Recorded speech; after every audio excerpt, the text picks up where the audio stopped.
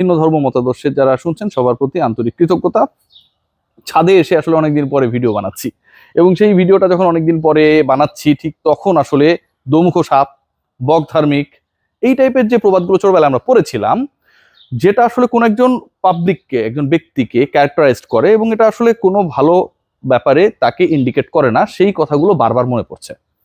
ধরুন আমি এই মুহূর্তে বাংলাদেশ ক্রিকেট বোর্ডের বাইরে আছি এবং এই বাইরে থেকে আমি বড় বড় লেকচার দিচ্ছি, বলছি এটা ঠিক হচ্ছে না, ওটা ঠিক হচ্ছে না। ওকে, আমার লেকচার গ্র্যান্টেড। যদি আমি যখন ক্ষমতায় ছিলাম সেই কাজটা নিজে না করে থাকি, ডেফিনেটলি গ্র্যান্টেড। একটা ব্যাপার ক্লিয়ার করে নিই, বাংলাদেশ ক্রিকেট বোর্ডে হচ্ছে 25 জন ডিরেক্টর এবং এই 25 জন ডিরেক্টরের মধ্যে বিএনপির নেতা, তাদের আত্মীয় স্বজন, সন্তান, তাদেরই 20 জনের মতো হইতে হবে এটা আমি সাপোর্ট করি না, কোনোভাবেই না। পলিটিক্যাল মানুষজন থাকতেই পারে, তাদের অর্গানাইজিং ব্যাকগ্রাউন্ড থাকতেই পারে, কিন্তু সেটা 6-7 জনের বেশি আসলে হওয়া শোভনীয় না, এটা দেখতে ভালো লাগে না। আমি ক্লিয়ার করে নিলাম আমার অবস্থানটা। এখন যে আলোচনাটা করছি সেটা হচ্ছে অনেকটা এরকম যে আমি বাইরে থেকে কথা বলছি কিন্তু আমি নিজে ওই আকামটা করেছি, যেটাকে আমি আকাম হিসেবে ইন্ডিকেট করছি। এটা কি শোভা পায়? আমার অতি প্রিয় মানুষ আসিফ মাহমুদ সজীব ভুঁইয়া গতকালকে বলেছেন, বাংলাদেশ ক্রিকেট বোর্ড নিয়ে বলেছেন। আসিফ মাহমুদ সজীব ভুঁইয়া ক্রিকেট বোর্ড নিয়ে যে বক্তব্যটা দিয়েছেন, বাংলাদেশ ক্রিকেট বোর্ডে সেই কর্মটা করার ক্ষেত্রে আসিফ মাহমুদ সজীব ভুঁইয়া আমার কাছে মনে হয় তিনি অনেকটা এডমন্ড হিলারি বা তেনজিং নোরগের মতো, কিংবা আমি যদি অন্যভাবে দেখি যে আসলে নীল আর্মস্ট্রং এর মতো, যারা হচ্ছে চাঁদে আরোহণ করেছিলেন বা এভারেস্ট জয় করেছিলেন। কেন? পথপ্রদর্শক হিসেবে যে তিনি এই কাজটা প্রথম শুরু করেছেন। আপনাদের মনে আছে মিস্টার সাইফুলের কথা? আসিফ মাহমুদ সজীব ভুঁইয়ার ব্যক্তিগত সহকারী, এনএসসির দায়িত্বে তিনি একটা সময় ছিলেন। সেই সাইফুলকে আসিফ মাহমুদ সজীব ভুঁইয়া তিনি যখন ক্ষমতায় ছিলেন বাংলাদেশ ক্রিকেট বোর্ডে কাউন্সিলর বানিয়েছিলেন সাইফুলকে। তিনি কিন্তু কখনো কোনো অর্গানাইজিং না। আপনারা যদি খেয়াল করে দেখেন, আসিফ মাহমুদ সজীব ভুঁইয়ার অতি আস্থাভাজন কাছের একজন মানুষ মিস্টার মুয়াজ্জেম, দুদকের তদন্ত তার বিরুদ্ধে চলছে, বিভিন্ন সময় রিপোর্ট হয়েছে, কত টাকা পাচার করেছে, করে নাই, এই রিপোর্টগুলো আমরা দেখেছি। এখন ওইটা তিনি করেছেন কি করে না সেটা দুদক নির্ধারণ করে রাখবে, কিন্তু মুয়াজ্জেম সাহেবকেও আসিফ মাহমুদ সজীব ভুঁইয়া ক্লাব কোটায় বাংলাদেশ ক্রিকেট বোর্ডের কাউন্সিলর বানিয়েছে। এখন মুয়াজ্জেম সাহেব কোন ক্লাব চালান? আমরা যারা ক্রিকেট কাভার করি বা অন্য যারা রয়েছে তারা কি কখনো মুয়াজ্জেম বা সাইফুল, তারা ক্রিকেট অর্গানাইজার বা বাদ দিলাম, আমাদের কথা বাদ দিলাম, দর্শক আপনারা যারা শুনছেন এদের নাম কখনো শুনেছেন? এদের নাম শুনেছেন দুর্নীতিতে, এদের নাম শুনেছেন ক্ষমতার অপব্যবহারে, এদের নাম শুনেছেন দুদক এদের খুঁজছে, এদের নাম শুনেছেন এদের অ্যাকাউন্ট ফ্রিজ হয়ে গেছে, এইসব কর্মকাণ্ডে কিন্তু তারাও ক্রিকেট বোর্ডের কাউন্সিলর হয়ে গিয়েছিলেন, কারণ তাদের উপরে একজন ছিলেন আমার ছোট ভাই আসিফ মাহমুদ সজীব ভুঁইয়া। আসিফ মাহমুদ সজীব ভুঁইয়া যে কাজটা করেছেন, আমি আবারও বলছি, বিএনপির 20 জন নেতার ছেলে বাংলাদেশ ক্রিকেট বোর্ডের দায়িত্বে চলে আসবে কিংবা হচ্ছে কোনোভাবে পরিচালক হয়ে যাবে, এটা ভাই সাপোর্টেবল না, কোনোভাবেই সাপোর্টেবল না। 6-7 জন আসলো, তাদের ব্যাকগ্রাউন্ড সেই ব্যাপারটাকে সাপোর্ট করলো, সবসময় উপমহাদেশীয় কন্ডিশনে এটা হয়, হইল। কিন্তু আপনি মেজরিটি এই জায়গাটায় ভরে যাবেন এবং এটা দেখতে দৃষ্টিকটু লাগবে, এটা কোনোভাবে অ্যাকসেপ্টেবল না। কিন্তু সজীব ভুঁইয়া যে কাজটা করেছেন সেটা ভাই ভয়াবহ। বিএনপি তো তাও বিএনপির লোকজনের আনাটানির চেষ্টা করা করছে। আসিফ মাহমুদ সজীব ভুঁইয়া তিনি, আপনারা সবাই জানেন যে এনএসসি মানে জাতীয় ক্রীড়া পরিষদ, যেটা সরাসরি কার কোটা? সরকারের কোটা। সরকারের কোটাটা নির্ধারণের ক্ষেত্রে কার বড় একটা ভূমিকা থাকে? এনএসসি, জাতীয় ক্রীড়া পরিষদের ক্ষেত্রে।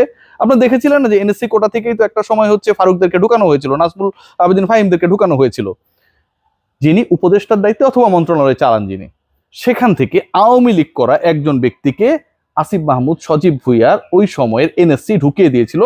ভদ্রলোকের নাম হচ্ছে ইশফাক।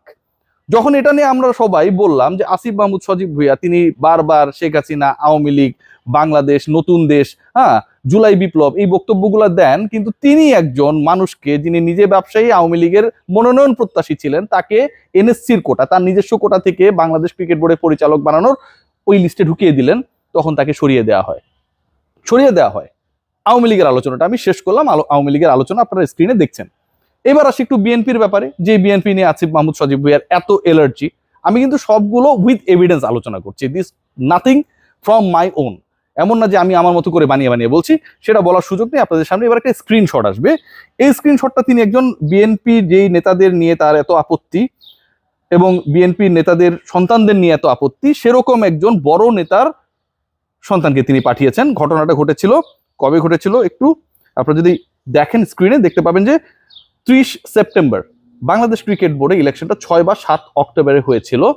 গেল বছরে 30 সেপ্টেম্বরে Asif Mahmud Sajib Bhuiyan he made a call.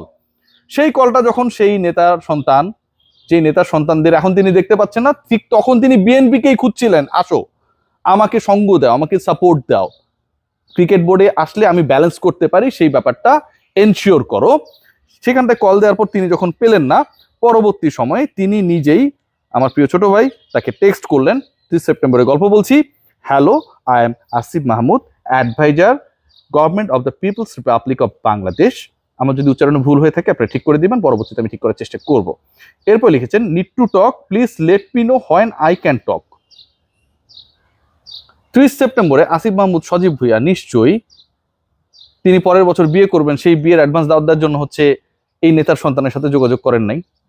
30 সেপ্টেম্বরে নিশ্চয়ই তিনি এমন কোনো আলোচনা করার জন্য বিএনপি নেতার সন্তানের সাথে যোগাযোগ করার চেষ্টা করেন নাই, যেই কাজটা তিনি একজন অ্যাডভাইজার হিসেবে তার চেয়ারে বসেই করতে পারেন। বিএনপি তো তখন ক্ষমতায় নাই, নেতারাই তখন পাওয়ারলেস, নেতাদের সন্তানদের পাওয়ার আরো কম। আসিফ মাহমুদ সজীব ভুঁইয়া খুঁজছিলেন সেই নেতার সন্তানকে যিনি ওই নির্বাচনের ওয়ান অফ দ্য ক্যান্ডিডেটস ছিলেন। তাকে যদি কনভিন্স করা যায়, হাতে রাখা যায়, ইলেকশনটা যদি করে দেওয়া যায় with the collaboration of Bangladesh nationalist party, তার জন্য খুব ইজিয়ার হয়ে যেত। এই কাজটা তিনি করেছেন, স্ক্রিনশট তার। তিনি যদি মনে করেন that I am telling wrong anything